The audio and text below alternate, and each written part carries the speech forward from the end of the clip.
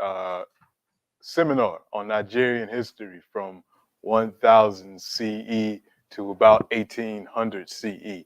And we are making our way in our counterclockwise direction throughout the landscape of Nigeria, looking at different kingdoms and polities and peoples during that time period in the region that we now call Nigeria. Last week, we spent most of our time in the Southwest.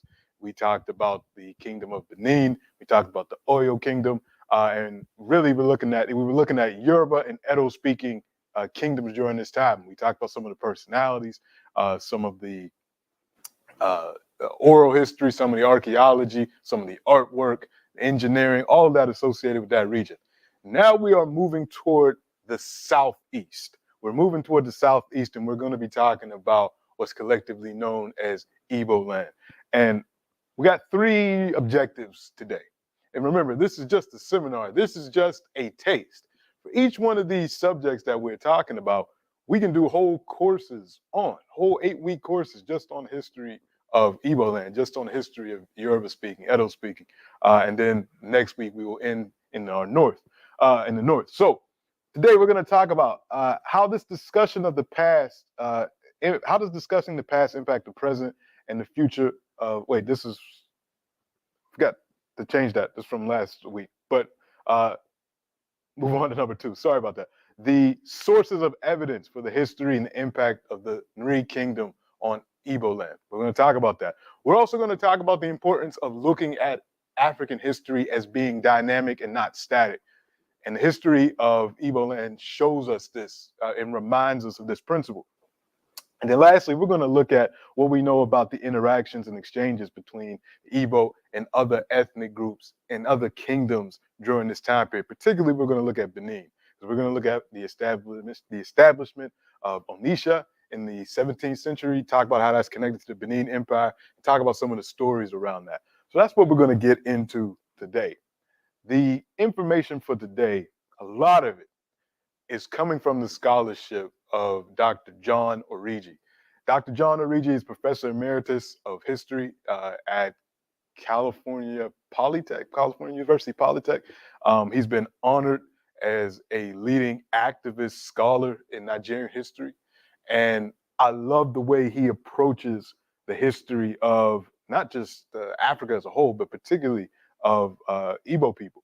And his latest book, Political Organization in Nigeria Since the Late Stone Age, A History of the Igbo People, is a great text to own.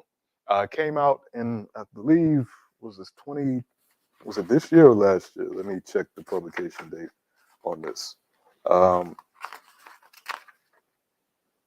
2011. Thinking of something else. This came out in 2011, so relatively recent, really good book.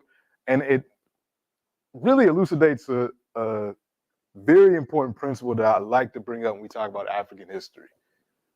Oftentimes, even the defenders of African history, people that want to popularize the study of African history and African culture, sometimes fall into the trap of presenting it as if it was static, as if African history never changed, and that we can lay claim to something called traditional African culture, traditional African history.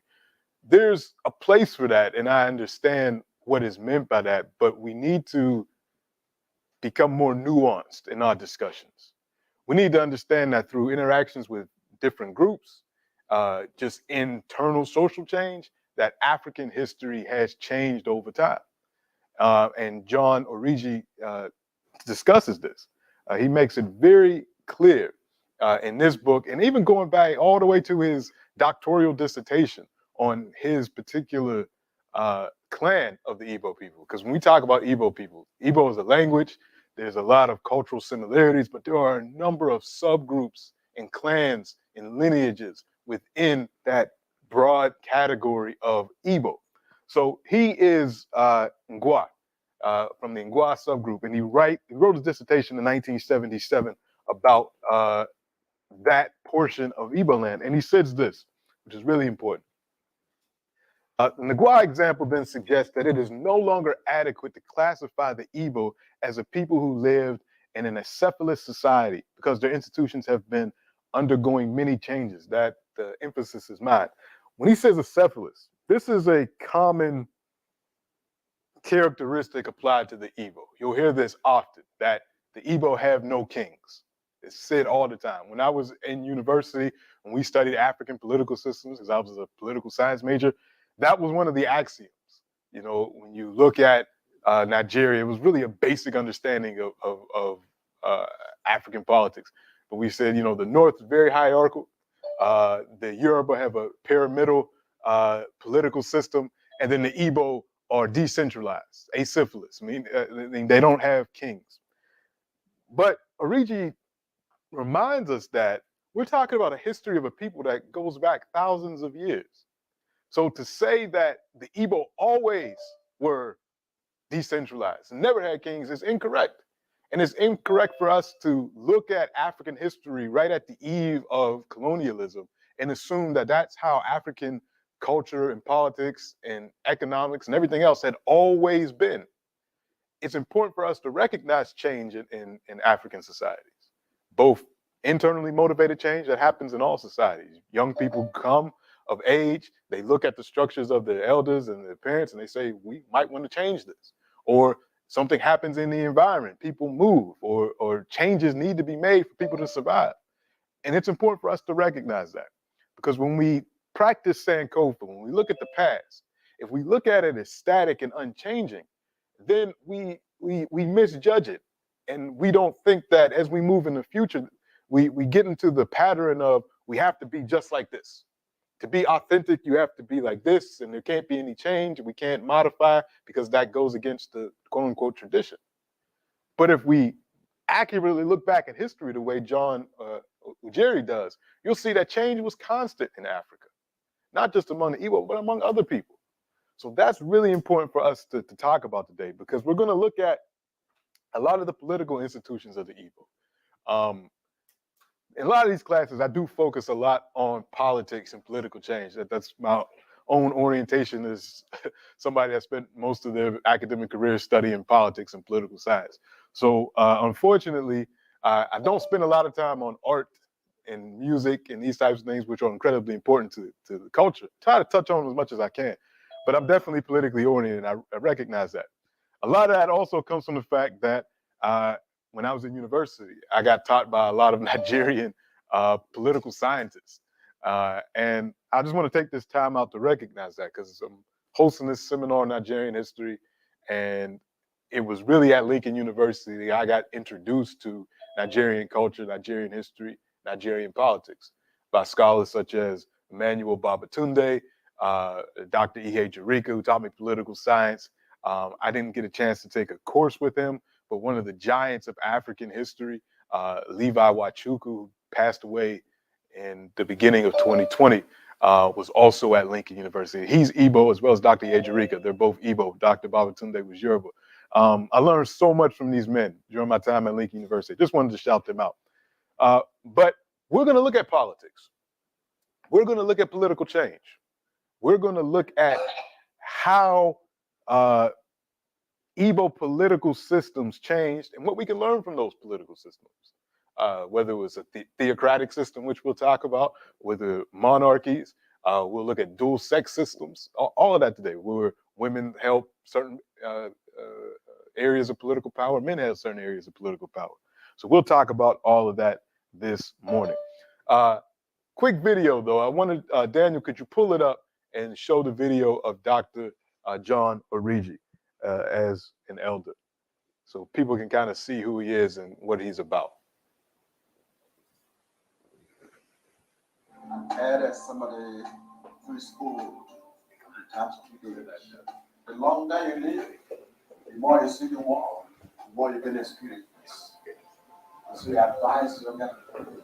So in Africa, I think also in African American communities, elders are highly respected. And younger people look up on them for guidance and for counsel, sharing their own experiences and wisdom. So the older you are, the more experience you acquire in life. All right, thank you for that, Daniel. Just wanted to, so you could hear his words. He's still active. He's been honored numerous times for providing scholarships from students from Nigeria to study in the States. He is, again, not just a scholar, but also a leader in the community and a respected elder. So what does he have to say in his text? He takes us back to what we talked about in week 1 with the discoveries of Igbo Ukwu by Thurston Shaw back in the 1960s, where they found these bronzes and iron working and the evidence of early iron working in Nigeria, all dated to this area of southeastern Nigeria. A lot more archaeological work is being done, as we mentioned in week 1. But he starts there and he says, it's from here that we see the beginnings of Igbo culture, some of the things that are incredibly important to Igbo culture. We see the beginnings of hierarchy. We see the beginnings of sacred leadership and leadership being connected to spirituality. So our sources for our discussion today, the archaeology, of course, which we just mentioned. We're going to talk about Igbo oral history. That's the basis of the time period that we're talking about today, which really runs from around 900 CE to give or take 1700, 1800 CE, Common Era. This is all oral Igbo history that either contemporary scholars have recorded, who talk to elders who can recall this history, or older scholars from the 19th century who talked to elders, and then that was recorded. But the basis of this is Igbo oral history. Speaking of sources, and also Edo oral history, when we talk about what happened with the group of Igbo that left the Benin Kingdom to set up Onisha, when we get to that section, a lot of that comes from both Igbo and Edo oral history. So this is the region that we're talking about. Everything you see in this olive green color, we're talking about, and you see what it's connected to. You see Igala, you see Edo, you see Ebibio, you see the Ijao, you see right where Igbo land is and how it's connected to all these other kingdoms. What are the things in the boxes like Junkanoi, Hidilmai? Those are nations. Those are ethnic groups. Those are ethnic. Wait, in the wait, which boxes? Those are ethnic groups. They in those regions. I'm not sure why they did that like that, to be honest with you. But yeah. So also in terms of sources, the course website that is available for this class is constantly being updated with secondary information that covers a lot of this that we're talking about. So if you haven't got access to that, if you just signed up for the course, you'll have access to that. We'll send that out this afternoon to folks that haven't gotten it.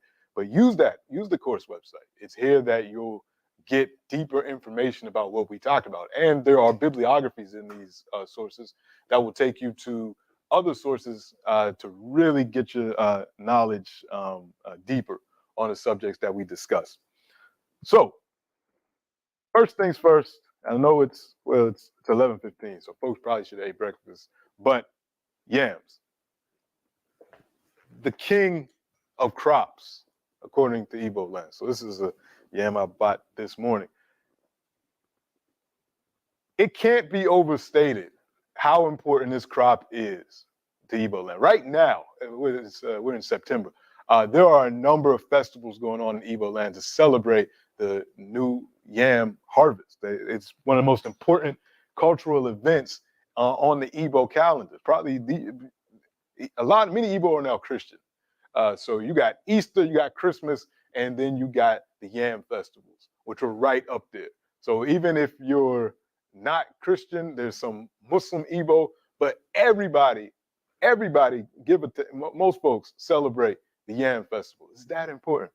Yams are incredibly important to Igbo culture. So when we talk about the development of this people, and this is one of the largest ethnic groups in Africa, the third largest in Nigeria. We talk about tens of millions of people. Densely populated forested region in Nigeria, who combine mastering the cultivation of yams with also iron technology. When you do those types of things, when you have a stable food crop, and they grew other crops as well, and iron technology, your population is going to boom. And when populations boom, people move and set up different towns. This is why the Igbo is so dispersed throughout Igbo land. Different towns, different subgroups, different lineages. Populations grow, people move, they bring their technologies with them, they bring their ideas with them. And when you have large urbanized populations, you need the type of laws and social relations that are going to make things run smoothly. And one thing we can say about Igbo political structures, they had an answer for a lot of the problems that plague us today in 2022. This is why it's important for us to practice Sankofa. When we talk about the relations between men and women, when we talk about the relations between people and the earth, there's a lot that we can learn from the Igbo. And all of this that they perfected and mastered and experimented with has its starting point with this simple crop. It goes so deep into Igbo culture. The Igbo ethic of hard work, particularly for men. I mean, hard work for everybody, but men were responsible for the cultivation of the big yam. Now, cocoa yams, that was a woman's responsibility. And this even goes back to, it's plays such an important role even in the origin story of the Igbo. The origins, just like many of the other origins in West Africa, you have the progenitor, Eri, E-R-I, Eri, comes down from heaven, sent by the high god of the Igbo. Chukwu is God in the sky. Sends Eri down. Eri comes, can't find a place. He's stuck on an anthill because the world is kind of not formed.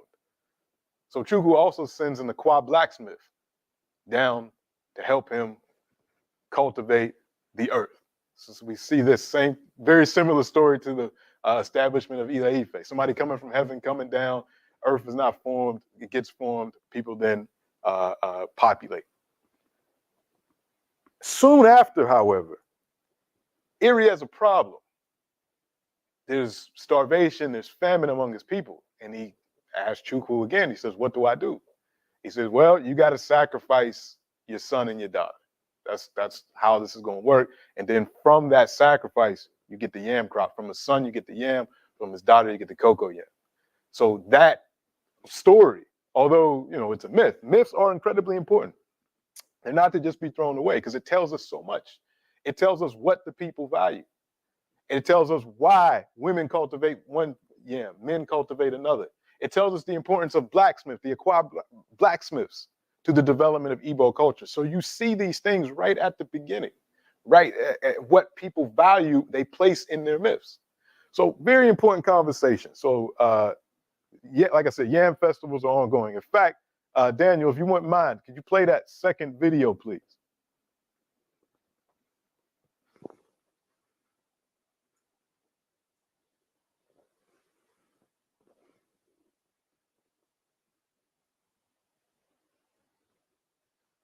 Not sure. Daniel, you got it queued up?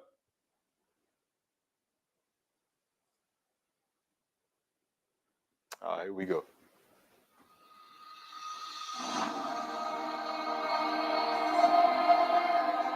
Hi and welcome on. You're tuned into Woke Nation TV. Today, we are going to talk about the history and the origin of the New York Festival in Igbo land. If you're new here, please click and subscribe. You can also turn on the notification to receive our weekly posts. You may wonder about the origins of the New Yam Festival. Well, we have your answer. Yam in Igbo culture is a very deep-rooted concept. It is venerated as a sign of fertility and is also an integral feature of wedding rites in ancient Igbo culture. Yam is one of the main agricultural crops and food of the Igbos. Yams are among the first set of crops to be planted at the beginning of every planting season. Now, the planting season is usually between the months of April and August. In Igbo land, the yam represents a human, Ayajoku, who was sacrificed so that other humans can live. Ayajoku is the ultimate example of a human hero. She's honored in Igbo mythology since her spirit became the god of yam. A lot is dependent on yam survival throughout the harvest season because it could be influenced by a wide range of religious forces, from ancestors to spirits to gods. As a result, it is important that these powers be treated with respect. It is why yam must always be presented with special prayers and sacrifices during the yam festival. Although the style may differ from one community to the next, but the essential components of the festival must remain the same. Some of the common rites in most Igbo communities are: on the eve of the festival, all old yams from the previous year must be eaten or discarded. At the beginning of the festival, the yams are offered to the gods first before distributing to the villagers. The ritual is performed either by the oldest man in the community or by the king or an eminent title holder. It is accompanied by merriment and so much more. After the prayer of thanksgiving to the gods, the elders will eat the yam first. Only after then will the rest of the community consume the new yam without incurring the wrath of the gods. The new yam is then eaten with manure, that is red oil. The king or eldest man is given the privilege of acting as the community's intermediary between the gods and the people. It becomes a taboo for any indigene of the community to eat the new yam before the traditional ceremony. There you have it. Hope you learned something about the Ayajoku and the origin of the New Yam Festival. If there's anything we didn't get right, feel free to drop a comment about the video, and the best comment will be pinned. If you have interesting topics you would like us to make, All right, thanks, Dan. You can shut that. kindly send us an So you see the point. A lot of people even make their travel plans to go back home around this time. This is such an important event. So let's talk about this. And Orita gives us a great map, a great chart to talk about the cosmology or the world view, traditional, and I use that quote in that term in quotes because what I just mentioned about the word traditional. But I think we can actually no, we can say this with pretty strong certainty. This is the setup of the cosmology of the Igbo, where you have three realms essentially: the sky, the earth, and the underworld.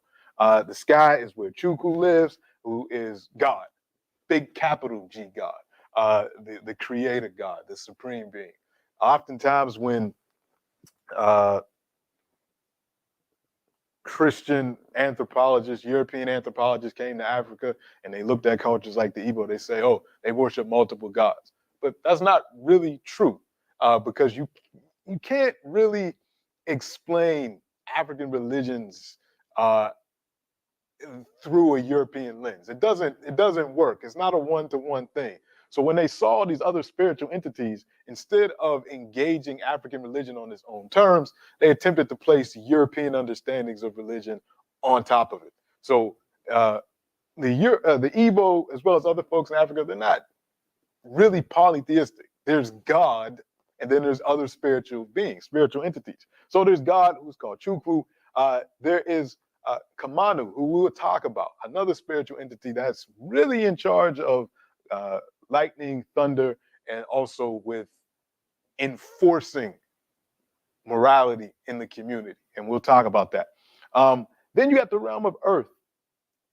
And Earth itself is probably, so Chukwu is the supreme being. Chukwu is up there, but you don't really interact with Chukwu. Chukwu is the creator. And once he created it, it's not really, you don't pray directly to Chukwu. The most important spiritual energy is the earth itself. The Allah or Ani. Allah or Ani, the name depends on which group. But it's the earth, and it's represented as a female, and it's fertility. Because this is an agricultural society, and because we live and interact with the earth itself is sacred, and the Igbo treated it as such. It's the most important deity is earth.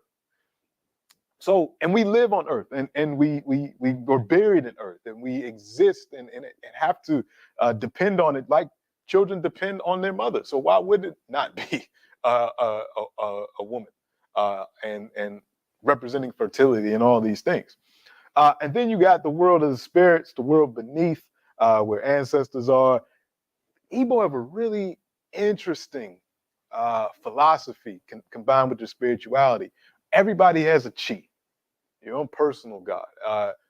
It's similar in concept to the Yoruba idea of Ori, this personal God, your own personal destiny. And it's said that you can't go higher than your personal God, your personal destiny, what you're going to do in this realm. And so it's all of these realms are also connected as well. So ancestors play a key role in society. You're not just dead and gone. You play a key role in society. And earth and making sure that you don't defile the earth. Igbo society, Igbo philosophy, Igbo religion is filled with taboos, things that you can't do, or else you will disrupt this equilibrium. And if a taboo is committed, rape, murder, incest, theft, even things like animals can commit taboos. If there's a goat on the roof, that's a taboo. Purification becomes an important element of Igbo culture. If a taboo is committed, things have to be purified. You have to reset the balance, or else not only the individual that committed the taboo, but the community and the lineage that that individual is a part of will suffer. Famine will suffer, environmental effects, social chaos, all these things. So taboo, necessary purification. That's really important to not only the spirituality of Igbo, but also was important to the political structures in the time period that we're talking about. That a whole idea of who can purify and who can reset the balance is really what creates the social hierarchy during the time period that we're talking about. So from around 900 to around 1700 CE. Again, just a representation of Allah, also written as Ani, earth. It's the personification of morality, personification of fertility. This is just a shrine to this spiritual entity. Very important. And a shrine to Allah is in every Igbo community. It was in every Igbo community for the time period that we're talking about. You would see this, and it would be honored. And we'll talk about how that goes in a minute. So when we talk about the biggest, most powerful Igbo megastate, and this is from the work of Origi and others, we're talking about the Nri Kingdom. So that whole idea of the Igbo don't have kings, when you study the Nri Kingdom, it throws that completely out of whack, because this was definitely a kingdom, but it was a kingdom set up very differently from kingdoms that we have talked about in past courses, as well as in other parts of Nigeria. So the progenitor of this kingdom, whenever you see Eze, it means king. So Eze Nri. Eze Nri is a semi-mythical character who set up this kingdom. He comes on the stage, and he is said to be imbued with the power to rectify any taboos, to purify any taboos. And he is given a staff of authority, the Ofo staff. And this staff allows him to rectify and to purify any taboos throughout the land, which makes him incredibly powerful. And this sets up the basis of the Nri megastate. It's not that he's ruling and his successors rule by military force. They rule by theocratic force. They have the power, and the people accept the fact that they have the power to not only purify things that have set off the imbalance, but also to divvy out that power to other folks to purify things in their region.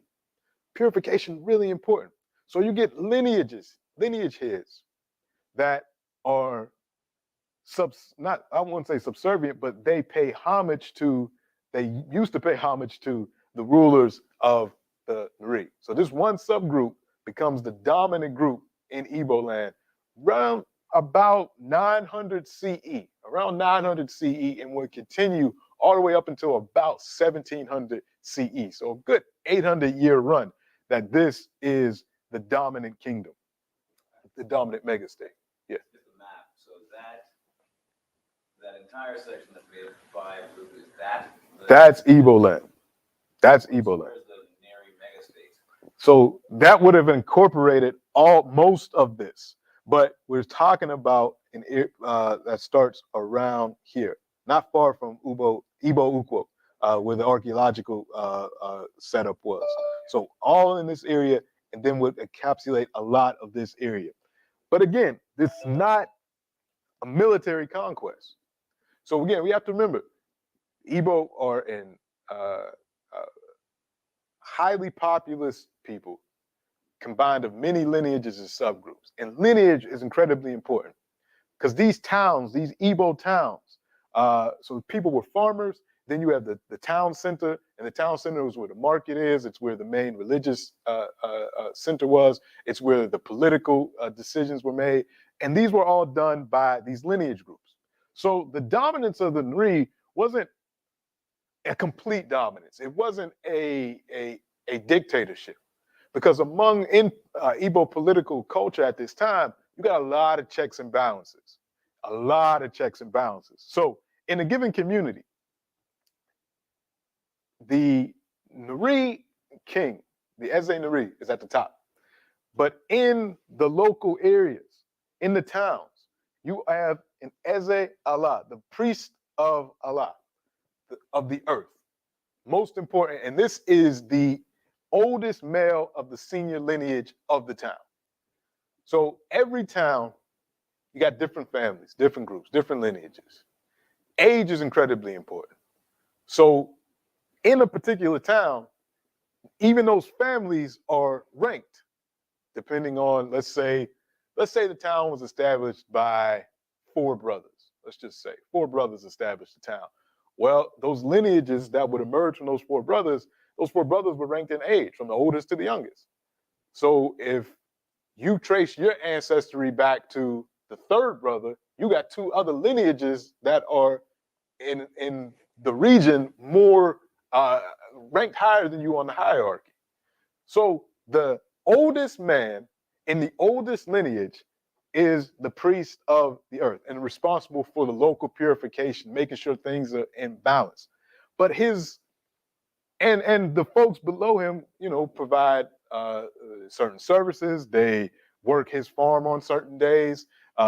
There's a lot of taboos associated with this office. So the Eze Allah can't drink certain things, can't eat certain things, can't be doing certain tasks. And that stuff is done for him by other folks. That's a way of recognizing not the person, but the office in the earth. And sacrifices are made to the earth through the Eze Allah.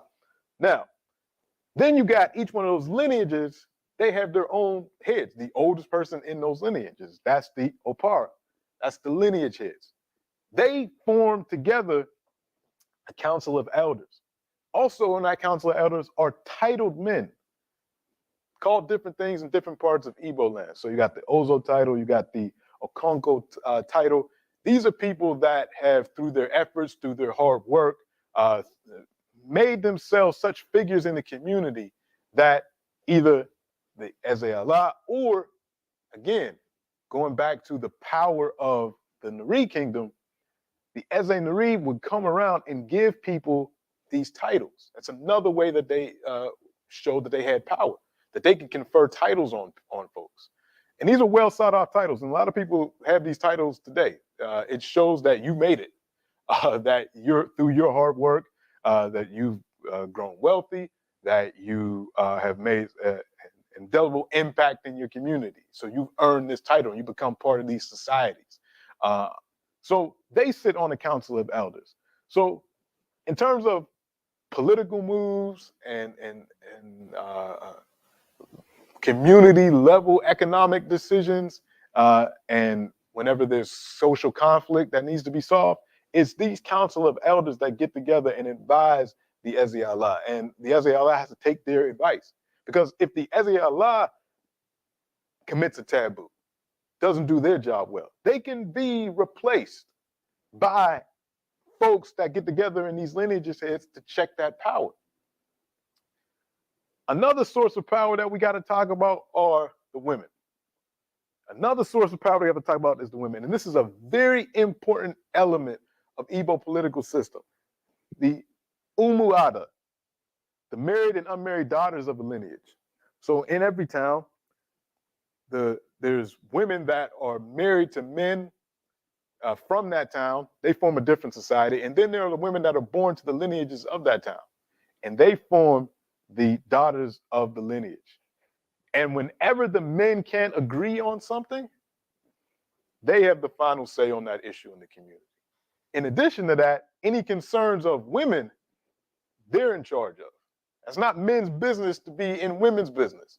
So they run women's business. And women's business is not just what goes on in the house, because if you understand Igbo culture, it's the women that control the market. So although the yam, the king of crops, is grown by men, the people that control the market are women, and they grow other crops. and many, it's not just a monocrop economy. You got corn, you got mangoes, you got fruit, you got other staple crops. You got a lot of things going on, and women can have their own property. They control, the market, of course, and they have this organization that makes sure that their needs and their prerogatives are upheld. And they also have control over morality, and more importantly, they play a key role in transitioning people once they pass away to the realm of ancestors. They play a key role in that. So if you disrupt them, if you disregard what they say, you're in trouble.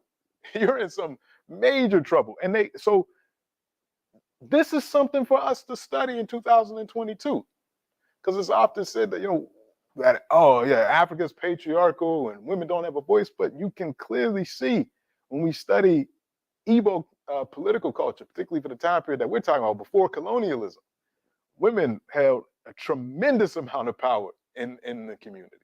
So very important for us to talk about. Let's take a break, and then we'll come back. We'll talk about the market. We'll talk about Onisha, and I'll tell you another story about the Umuada in a second. So any questions?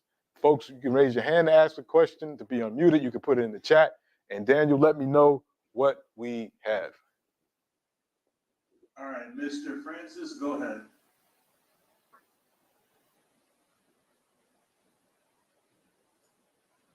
Good morning, everyone, and thank you for the opportunity again. Dr. Ledbetter, I'm wondering about the social structure of the Igbo society. Was there any such thing as adultery within the society, and how was it dealt with? That would be a taboo. That's a major taboo. And That's what I'm hoping, yeah. Yeah, and it would be brought out in the open. The offenders would be,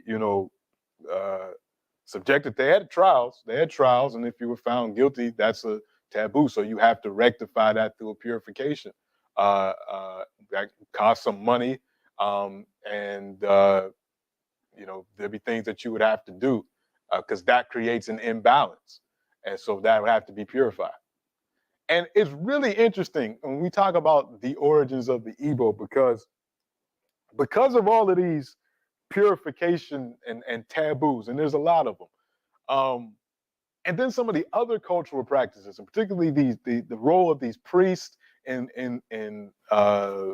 politics and economics, and some of the way things are set up, there were efforts made by some scholars to connect certain groups of the Igbo to ancient Hebrews, that there was and even some Igbo people have made this hypothesis that the Igbo came from Palestine, or the sons of, let me try to get this straight. And again, this is a relatively recent, in terms of at the time of colonialism, because you don't really hear much about this before that. But the Igbo descend from one of Noah's sons, I think Gad or something, and make their way from Palestine to Egypt to ultimately to Igbo land, and retain a lot of their Hebrew isms. Now, I'm not discounting that completely in terms of whether there were Hebrew people in Igbo land, because people move. And we know that after the destruction of the temple, Hebrew people went, particularly the first one, Hebrew people went everywhere. So there is a possibility that there were Hebrew people among the Igbo, but to say that the Igbo as a whole come from Palestine kind of negates the fact that, or it goes back to those ideas that African people in Africa can't do anything without some type of Asian or European influence. And I think the archaeology has kind of disproved a lot of that, but that's still something that you'll hear from a lot of people, that the Igbo are descendant from Hebrews coming from Palestine. So it's an interesting hypothesis. It's not really proven archaeologically. It's in more recent oral traditions, very recent oral traditions. But yeah, you'll hear that as well. So I just wanted to mention that, because you brought up what happens with the adultery and the taboos and all that. Thank you for that. Who's next, Daniel? Mr. Thomas and then David. Okay. Morning, all. Just looking at this morning's lecture brings me to the question: with all these gods as we know it, how did this white, blue-eyed Jesus, who represents God, become so supreme even among Black people? Okay, that's a good question. I'll refer everybody, if you really want to know about Igbo culture at the eve of colonialism. Now, although it's a fictionalized account, it's based off of true events. The classic text, Things Fall Apart, by Chinua Achebe, talks about this transformation from traditional Igbo culture to what happened when colonization set in. Now, one thing about this Igbo culture that I didn't really discuss too much, but in those hierarchies of lineages, and as a result of those taboos and people breaking those taboos, what emerges are groups of people that are kind of outsiders in the community. You have one group called the Osu, who are cult slaves.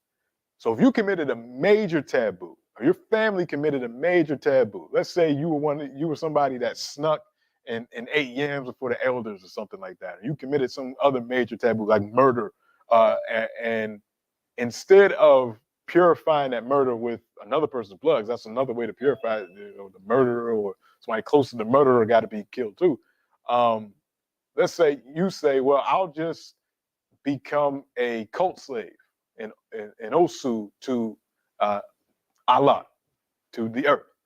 It's almost like being a nun, or being like you were put in service of the fertility cult, and people kind of stayed away from you because it was known that either you or your family committed a taboo, so you're kind of off here. Then there was other people that were social outcasts in Igbo societies. On the eve of colonialism, when the missionaries came to Igbo land, these were initially the first people that joined the Christian movement, because it sounded familiar to a lot of these folks. What's the main message of Christianity? The Christ has come to redeem the people of their sins, to purify them through his blood. Christ died on the cross, rose again, therefore you can be redeemed through the blood of Christ and all your sins are forgiven. So these people are saying, okay, well, you got these newcomers coming in. They got this new religion that says that they can purify you forever. So you don't got to go through all the rituals and pay the money and do the different things, or sell yourself as a cult slave to the Igbo priest and all that. All I got to do is say that this is my personal Lord and Savior and my sins are forgiven. That sounds pretty good. So And throughout Africa, a lot of hierarchical societies had people that were outcast and for various reasons. The early missionaries attracted a lot of those people. The missionaries also set up schools, and a lot of the uh, lineage heads and chiefs and kings would send their children to those mission schools because they wanted to know what the Europeans knew. You know, math, the science, the technology, different things that they were doing, even though Africa had all of those things, wanted to exchange knowledge. And these are visitors, so okay, yeah, we'll send our kids to these schools.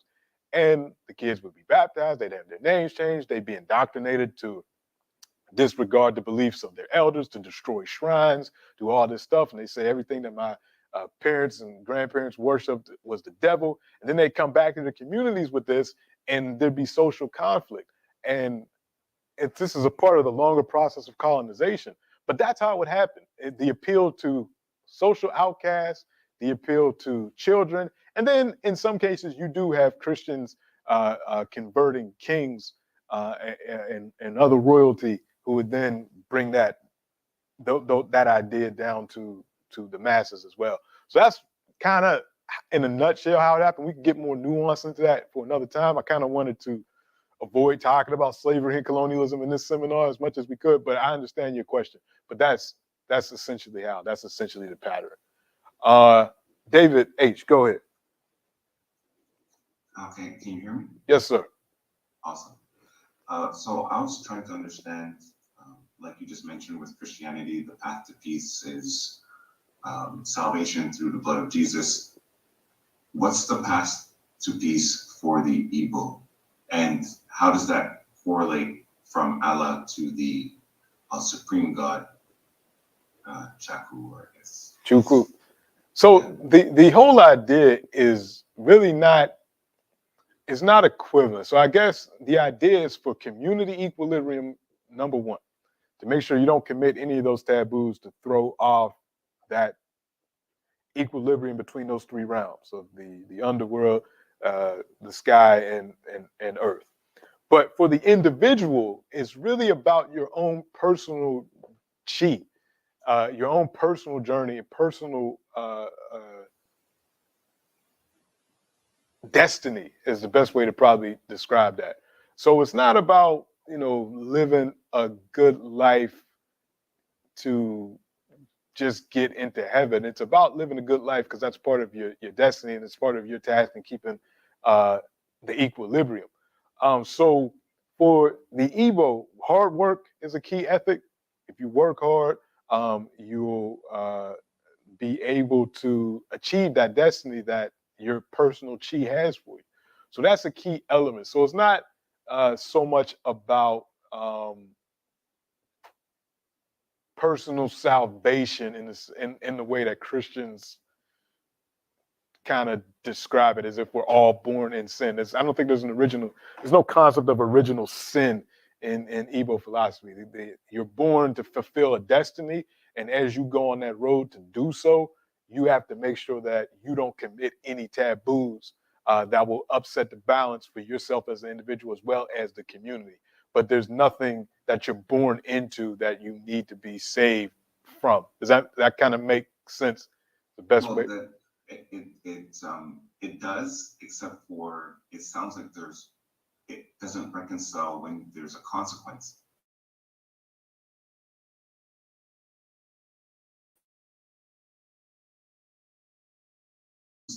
Oh, sorry. Can you hear me? Yeah, Yes. go ahead. Can you hear me? Yeah. Okay. So there's no straight path because your destiny is going to have I guess rabbit trails, and then you're going to atone, I guess, for these destinies when you go off the path, and that's determined by the elders. Right. That you're off the path. Right. And they're imbued with this power because the Supreme said that they have this power. Right. The Supreme gave that power to the original ancestor, to Eri. So Eri comes from heaven endowed with this ability to discern when people are on or off the path. Right. Or their actions do. I mean, so it's not like someone just points at you and says, yeah, you did something, and the community found you killed somebody, you stole, you committed adultery, you did something that has to be atoned for. Or even if you didn't do something, because not all of this is good. Because there's a whole taboo about twins that no one should condone, at least from looking at Igbo culture from the outside. People, twins were an abomination. So if a woman had twins, they're not in certain subgroups, they weren't going to survive because that was considered an abomination. So there's things like that as well that, yeah, that, Okay, yeah. so based on our own understanding of our current and modern social understanding of cultural norms, not all their rule systems would align with what we Of consider. course. Of Okay. course. And that's another thing about, from when I started with, about this idea of change and this idea of looking at African cultures as being dynamic. So not everything in African cultures back then was bad and needed to change. And there's a lot of institutions that we'll talk about that are good and things that we might think about applying in 2022. And then there are some things that aren't good. And if we practice Sankofa correctly, if we look back at our past objectively, and always with an eye and a heart toward justice, then we have to look back and say, you know, some of the things that we did probably don't lend to justice, and we should probably rethink. And that's one of them, definitely. Okay, so that being said, and I don't want to take up too much time because there's another question in the chat. But then what's that lens that's being used to determine what is good today versus what was good back then? Because it obviously served a purpose back then. I mean, you don't just arbitrarily decide something's going to be, right for the society. So they had a reason for it. And so we determine today that reason's no longer substantiated. So what's the mechanism that made that determination then and will do it going forward? So back then, it's tradition. I mean, it's lost to us. I mean, you got the councils of elders and these folks that are interpreting these things, but the establishment of tradition is hard to pin down. And in terms of today, you still have these traditional mechanisms in place. We're going to talk about one of them that are straddling that fence of tradition versus the external change brought on by colonialism and just the world changing.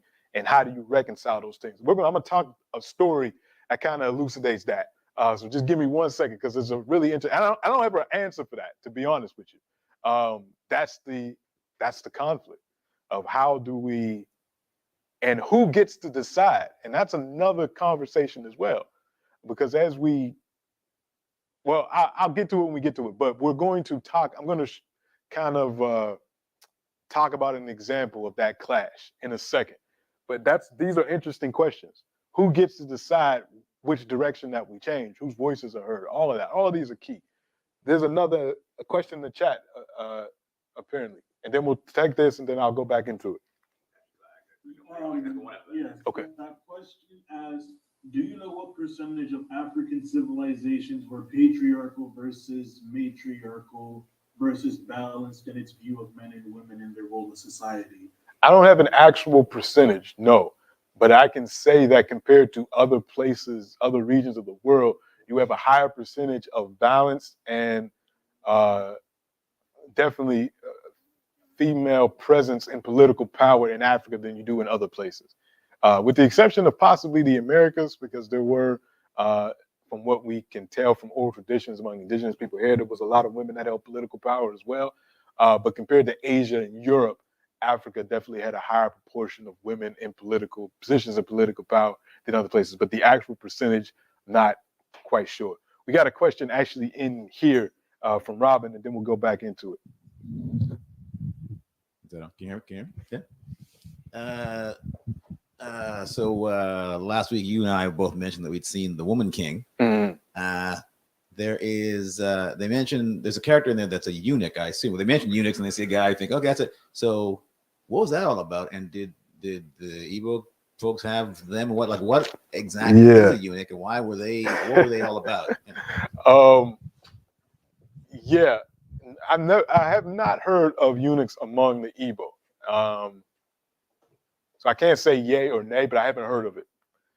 But in other places, because one thing about the Igbo, you got people that had multiple wives, definitely, but not harems. At least I've never. Somebody might be able to correct me if I'm wrong if they read something I haven't read. But of all the Igbo kingdoms and the big one, Nari, I never heard of the Nari, the Eze Nari having a harem. So in places that had harems, eunuchs' jobs were to be. The original job was to be the security guard of a royal person's harem. And even using the word harem kind of softens it. We're talking about sex slaves. We're talking about women that were sex slaves. So the eunuch's job was to make sure that no other men or nobody got into where these women were usually secluded and kept, and that they didn't leave. So if you're going to have a man guard that, you gotta make sure that he's not messing with the sex slaves. So oftentimes eunuchs were either partially castrated with just the testicles, or they were fully castrated, so the testicles and the penis.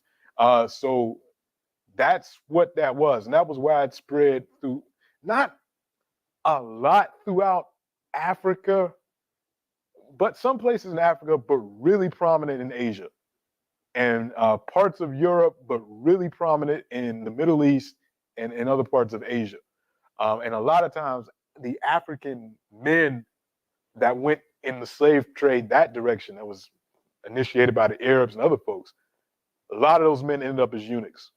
A lot of women ended up as sex slaves. More women went that way. A greater proportion of the enslaved Africans that went east were women who were brought as sex slaves in Asia and Europe, and then the men would be eunuchs or soldiers to fight in wars in Western Asia. So yeah, that's what that's about. And would it be right that basically the choice was die or become a eunuch?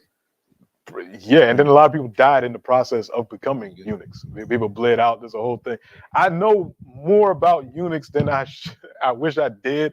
I think I've told this story before. Maybe not to you. No, that was to one of my VCU classes. But I used to work at a place at Temple University called the Charles L. Blockson Collection, Afro American Collection, and people would come and they would donate different things for the archive. And there was a woman named Dr. Santa Priya, and I guess she's still around. Maybe she might watch this, but she did a lot of research on eunuchs, and she had these audio tapes that we were digitizing for her collection. So she dropped off all these tapes, and my job was to digitize the tapes. So I had to listen to hours of lectures on on eunuchs, and it's like, oh God, I don't know how much more I can take, but that was my job at the time to do that. So it's an interesting phenomenon, and it was really widespread. A lot of Africans were affected, and then it starts to change, particularly among the Ottoman Turks and Turkey and places in India and Iran. Some of these people get a lot of political influence. Like that movie kind of showed that guy was in a position of political influence. You see that as well. So some of these eunuchs would be key go-betweens between different kingdoms and had their own power themselves. Another discussion for another time, but we'll get into that. So let's talk about this. The market, the area dominated by the women. Every Igbo week, there was a market day. People brought the goods and everything, and people came from other cities, other towns, and engaged in these markets. And this is kind of the setup that you would have. You know, at the center of the area, you'd have the shrine to the earth goddess. You'd have the commercial center that was controlled by the sisters. You have the shrines to Kamanu, which again is the God associated with thunder and lightning, but also with enforcing the morality of the community. Joku also as well. So you got these figures. You got the way that this town is generally set up. You got a lot of activity, and this is also where the Eze Nri held political power. Because if every town had one of these markets, and if the Eze Nri, the leader of the Nri megastate, had the power to purify and also had the power to curse. So instead of having an army to dominate this area, as long as tribute was paid to the king, the Eze Nri, then your town would stay purified. But if tributes weren't paid or there was conflict, then a curse would be put on that market by the king. And if a curse is put on that market, people wouldn't go to the market. So there's an economic consequence as well as a spiritual consequence to going against the king, to going against the Eze Nri. So that's how influence of this mega state was created for about 800 years. The different office holders, the different kings would get tribute from all of these towns that had these markets, and if they didn't, they put a curse on the market. People wouldn't go. The lineage heads would people would be losing money. The women would be complaining. It would cause a lot of social chaos until that was rectified, and the Eze Nri was satisfied, and then your market would be allowed to open back up, and you'd be allowed to go about your business. So a very interesting way of state creation in Igbo land.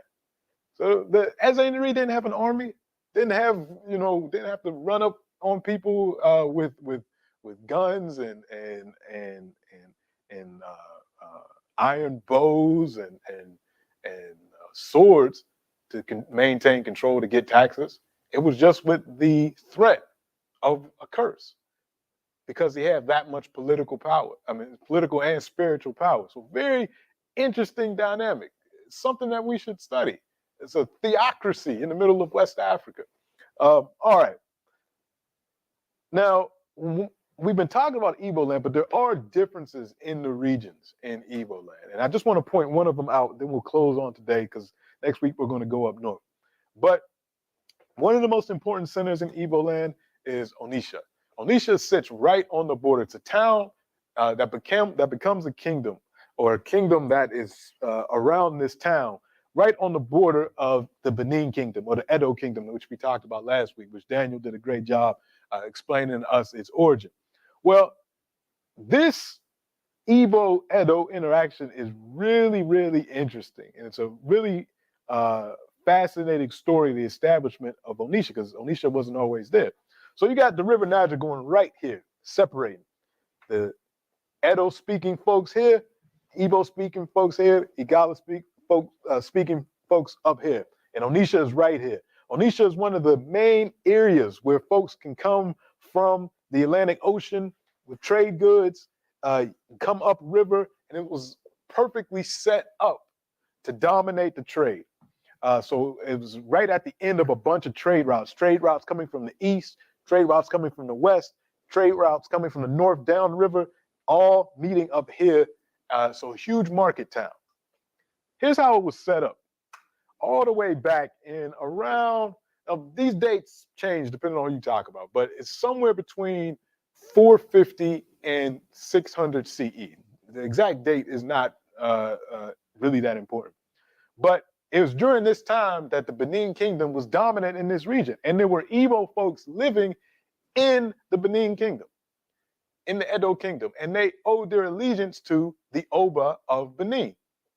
Well, the establishment of Onitsha is told in two different stories. There's two different accounts of what happened. One account is there was a battle for the Obaship, the who's going to be the Oba of Benin. And the Igbo that were living in the Edo Kingdom backed one candidate, and that candidate lost. Because their candidate lost, they say, well, they're going to seek revenge on us. It's time for us to leave. So they migrate across the river and establish Onitsha. And this is done under Eze Chima. So Eze always means king, and his name was Chima. This is so Eze Chima. The other story is the one that is a little bit more interesting, the one that I think more people know, and it's even told by Nnamdi Azikiwe. I'll pause for a minute and talk about Azikiwe. Nnamdi Azikiwe was one of the greatest Igbo history makers. He was the first president of Nigeria. He was a graduate of Lincoln University. He taught this information and information like this with the first African history class that was taught at Lincoln University, which is the first historically black college in the United States. He taught it in the 1930s. Happened to go to Lincoln University. I mentioned Lincoln a lot because I really respect Nnamdi Azikiwe. He writes this book, My Odyssey, an autobiography. He wrote a lot of things. He was a statesman. He was a Pan-Africanist. He's one of the originators of the International African Students Movement. He was an educator, a worker. He lived in my hometown of Pittsburgh for a while. So Nnamdi Azikiwe is really important. But he writes about this. And in one of the articles that he wrote about the history of Onitsha, because this is where he was from, when he was in the States, he wrote a lot introducing African Americans and white folks, but particularly African Americans, because he wrote for a lot of black newspapers in the 1920s and 30s in the States. He wrote about Onitsha's history and this story I'm about to tell you.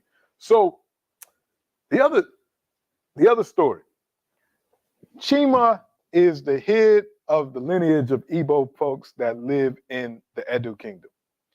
And one day, the queen mother of Edo, the mother of the actual sitting Oba, goes onto some Igbo people's farm unknowingly. And I think the story says she takes something or something happens, but she trespasses on this farm and they attack her.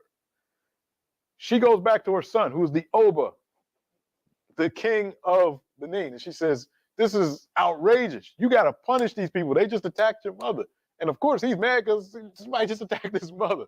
So he rages war against them. And Chima is a capable general, and he fights as much as he can, but he's not gonna beat the Oba. So he brings his compatriots together, and he says, "Look, if the Bini should happen to have the upper hand, they will subject us to drastic treatments. Our nobles will be made their menials, our chiefs would be their slaves. Finally, our freeborn inhabitants would be slain by this powerful Oba and his retinue. Consider this, to be a slave and regret, or to migrate to the other side of the river Niger, where you'll be chiefs of other districts, trade peacefully with other tribes, and preside over new subjects." They listened to Chima, and they said, "All right, we're not going to win. Let's go." So they go across the river and they set up Onitsha. Problem is, there's already Igbo people in that region, the Oze, and essentially they pushed the Oze out of the region. So they're coming from Benin to escape the Oba, but they had been fighting in Benin, and they've been allies with Benin, so they got some fighting experience. But they eventually have to push out some other Igbo people that were in the region, and then those people migrate. And there's a lot of other migrations that happen after this, but that's the establishment of Onitsha. So their system is a little bit more hierarchical and borrows things from the Edo Kingdom in a way that Igbos further east and further south don't. So this is some of the differentiation between different Igbo societies. So the descendants of Chima are still the Obis, and they take the term Obi as opposed to Oba. So the current Obi of Onitsha is Alfred Achebe. Alfred Achebe is the current Obi of Onitsha. I think he's been Obi since 1988. So they all trace their heritage back to this origin story.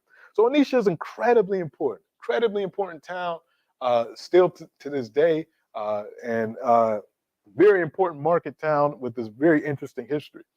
And Onitsha is also the home of Nnamdi Azikiwe. So I want to go back to the Umuada for a second and tell the story that shows us, that talks about that conflict between tradition and quote unquote modernity.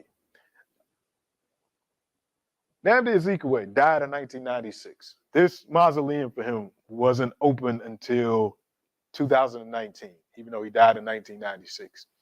There was a lot of controversy about his funeral and burial, and it all involved lineage questions. So I'm trying to make sense of this, and I put links to this information on our course website. You can read about this in more detail. But essentially what happened, so Nnamdi Azikiwe dies. Nnamdi Azikiwe, during his life, he had 3 wives. He had a first wife that he had married, and he lived into his 90s. You know, a lot of family. And you know what happens when people die and there's a funeral. And sometimes this brings out the worst in folks. We know this from so many family experiences. But anyway, his oldest son from his first wife, his argument was his father should be buried in Onisha in his father's compound.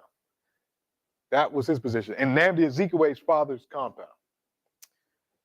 Nnamdi Azikiwe's third wife, who's the wife that he was living with at the time, she said, no, he should be buried in his compound in Onisha. I should be in charge of the funeral arrangements and everything that's going on. And I'm going to do it in collaboration with the state of Nigeria, because he was the first president of Nigeria. And this is all after his body had been taken to different parts of Nigeria, because he was such a giant in Nigerian politics and one of the actually architects of Nigerian freedom in the anti-colonial movement. So his body traveled to Lagos, it traveled to the north, it traveled throughout Igbo land, and now this is about where he's finally going to be buried. So the actual Obi of Onisha sided with the son. Said, yeah, he should be buried, and we and his lineage should run the funeral arrangements, not his wife and not the state of Nigeria. We should be in charge of all this. The wife writes a letter, an open letter, where she airs out a bunch of family business about the son and him having a bad relationship with his father for decades before his father passed away. She even released a letter that said that when Nnamdi Azikiwe wrote that he doesn't even want his son and his daughter to even attend his funeral. He said, you might as well don't even bother showing up when I die. This letter. So it was a bunch of family stuff going back and forth. But in the midst of all of this, his lineages, Umuada, come into the picture, and they side with the son. They side with the son. And they released their own statement, basically saying Nnamdi Azikiwe should be buried in his father's compound, and his lineage should be over the funeral rites. And if this doesn't happen, there's going to be a lot of problems. And they an article, an interview with one of the leaders of the Umuada said this. And this is a long article from 1996, but I put it on the website. And this is the third wife. Supposing Uchi, and this is Dr. Uchi Azikiwe. She's a professor. She was a scholar. She's still alive. She's a scholar. Supposing Uchi, in spite of the warning by Umuada, attends the burial, what will happen? What will the Umuadu do? And when the spokesperson for the Umuada said, she dare not attend. We have told her not to attend, and I don't think she will come. So this is the third wife that they're talking about. If she comes, she will see us. There is nowhere in Igbo land where somebody will dare Umuada. Nowhere. They're saying it no very strong words, but their position was. And this was a fight. Ultimately, the third wife won the battle, and the Nigerian state kind of ran everything, and he was buried at his own compound in Onisha, to the dismay of the son and the Umuada. But just the fact that in 1996 they still have this type of power to have this type of influence, because they called her to a meeting, they called the son to a meeting, This article really goes into all of it, and really, they were kind of correct in this. Not, I won't say correct, but if you think about what happened in the years afterwards, he died in 1996. It's not until 2019 that his mausoleum was finally completed and open. I mean, he was sitting in a place that was really underdeveloped. Like before they built this didn't look, it wasn't nice looking at all. So the Umulata, their, what can we call it? Their prediction that he's not going to rest in peace unless we oversee the funeral rites. And there's a lot that they do. They sing, they dance, they console the family because they came to console the third wife. It's kind of true. There was not really peace, and if you really think about it, because the mausoleum wasn't completed in 2019. So maybe there was some purification of other things that had happened in the meantime that made it so that this was able to be done. But again, it just shows that the history of this institution is not a dead history. It's the same thing we had mentioned last week when we talked about the OBAs. These aren't dead institutions. They're alive, they're well, they have histories connected to them. And it's important for us to know and to recognize them and to think, how can an organization like this, which still exists throughout Igbo land, but how can we look at this and think, how can we apply something like this to other areas of life? Why is it that we have 55 African countries and only one female head of state? Where is the political power of African women? And can institutions like this show us how we can rectify those types of situations? Think about our own communities. Whether we're in Ottawa, do we have things like this? Do we have communities that represented through various institutions that can help us solve some of the problems that we have amongst each other? Just things to consider. Oftentimes we go back to European models and Robert's Rules of Order and all these different things and all these setups. But we got African models that we should at least know. We should at least look at. We should at least consider. This is one of the reasons why we're doing this class. So I'm going to stop it there today. And again, there's a lot more that we could talk about in terms of, let me talk about how kind of this, well, no, I already mentioned it. We talked about the onset of colonialism as well as the slave trade. It's kind of what put an end to the dominance of the megastate. You get the emergence of the RO trade network, which had connections to the Atlantic slave trade, which kind of put an end to a lot of the sacred authority, caused a lot of social chaos. So by the time colonization actually comes, late 19th, early 20th century, a lot of the sacred authority had already been eroded. Then you get introduced new ideas, Christianity, other things. So by that time, and then the British start to just completely disregard this system and start appointing people that work for them as councils of elders and different things, and making up positions that didn't exist in Igbo land beforehand. So that's kind of how a lot of that stuff kind of became a little bit less centralized through the slave trade and through the domination of other folks.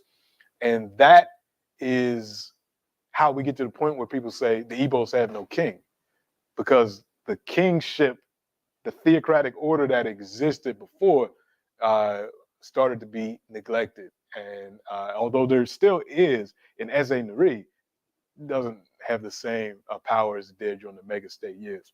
So let's stop there for today.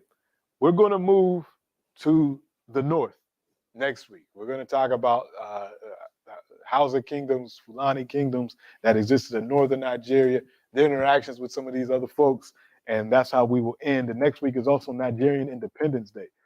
So we'll make sure we recognize that.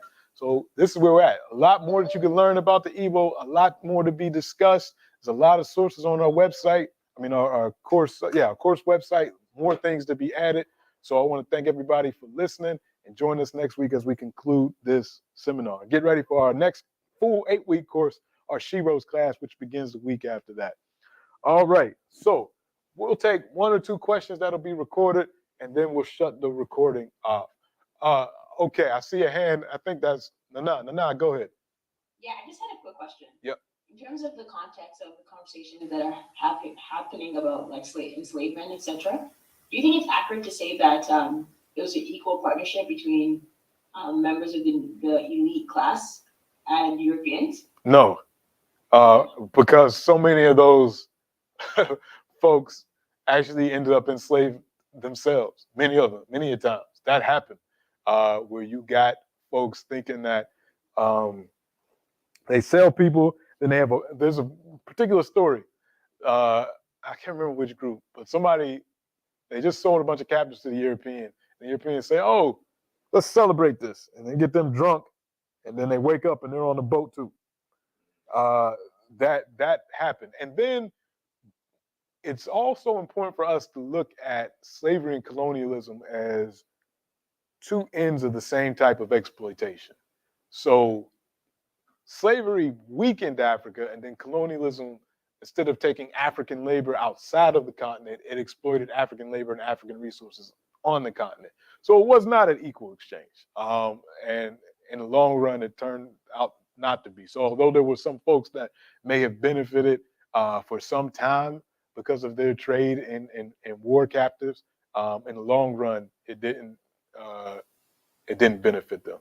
And was it always inherently designed to be like to benefit primarily Europeans and Arabs? I think so. I mean, there's no way. I don't think it was. How do I put this? I don't think it was a long-term plan that colonization was going to happen. I'm not going to say that, but I do think that Europeans realized, because they had that zoomed-out perspective of Africa, what slavery was doing to communities. And though many African leaders recognized it as well, you got folks that are greedy and don't think about the long-term effects of things. So would engage in the trade and work with Europeans, ultimately to their own detriment. So although I don't think it was necessarily true long-term planning on either side, I think the long-term effects speak for themselves. Probably the best way is to say that. That's a good question. Other folks?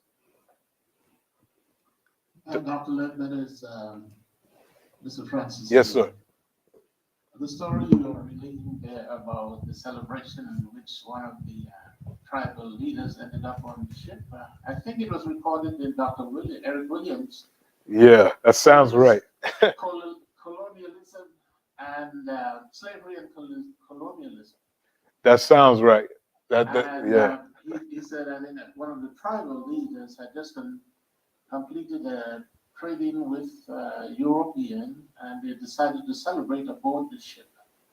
And when he woke up out of his drunken state, they were halfway across the Atlantic or something like that. Yeah, I knew it came from science. Couldn't remember where in the circumstances, but that happened. I mean, but that's the most extreme example. But the real example is all the insecurity and the problems that trade created would have those long-term effects that would make colonization easier than it would have been had that trade not occurred. Other questions? Daniel, any other hands up or things in the chat? Yes, Nemnu has her hand up. Okay. Yes, good afternoon. It's more of a comment in relation to women's balance. I just want to point out a few things that the Women King sort of brought out and sort of comment on this, what I would say is a manipulation of people of African descent's emotions to boycott the movie. Where do I start here? Oba, that term does not mean king in the sense of male. It means ruler. That's the exact translation for that. So, as you mentioned, there was a female Oba as well. There have been also in Benin. We know there's a balance. They touched on it. There's a lot of symbolism there for people who are in the tradition. So Mawu and Lisa are both the male and the female representatives of the balance of power and I guess how political structures go and spiritualism and all that. And as the Benin practice Udum, that community or the Obas there have been one of the only ones outspoken in their role in regards to the slave trade openly, and have actively done rites and rituals of atonement for it, as well as have put certain, let's just say, spiritual forces at work to today combat people who are being enslaved. Real quick. I mean, not just so folks know, when we're talking about Benin, we mean what's Benin now, not the Benin that we were talking about a couple earlier in the class. So the discussion right now is about the Kingdom of Dahomey, which is now Benin. So this is this is just so folks are clear. Sorry about that. No, just a few things, and I just personally, my feeling is I think I just find it unfortunate how easily people. I feel like there's a manipulation of people's emotions. Just, oh my gosh, we shouldn't be celebrating this and slave. I mean, is that the? I'm not like active on. Yeah. Is that what they're saying? It's a hot mess. Are people really saying that? Like, is that really the? Wow. All this type of stuff. Like, That there people are. In the Americas, and she was of the part of this woman warriors, and she enslaved my ancestor, and that she didn't have the king looking so weak in the movie. Oh, that's some male insecurity. Whoever wrote that is the most insecure, no business born. I'm not gonna get into the Dolomite speech, but these are our people. Wow, how was it? Because I was hearing people were receiving it well, so I hope that there is, but there is a hashtag and a I would say movement, but there is those voices as well. So but they rather, and there's a white producer, even though Viola Davis was partly producing that as well. I mean, but no one complained with Black Panther. Right, exactly. I don't understand. That's Disney. The Dark were based on the same women warriors, and it's still a white producer. No, it's utterly ridiculous, and I kind of know, from what you're saying, I can kind of see the genesis of that. It's probably some of those ADOS folks and people, Exactly that. But the American descendants of slavery or the foundation of black, just nonsense. But they're loud. They're loud and wrong, but they're loud and don't know their history. Yeah, and again, it's with classes like these that I hope that we can talk about this history so that we don't have folks buying into that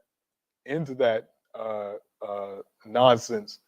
Because how can you say that? Then at the same time, if you know anything about Haitian history, then you'll know that Grand Toya, the aunt of Dessalines, came from Dahomey and was probably one of those women because she had a martial background.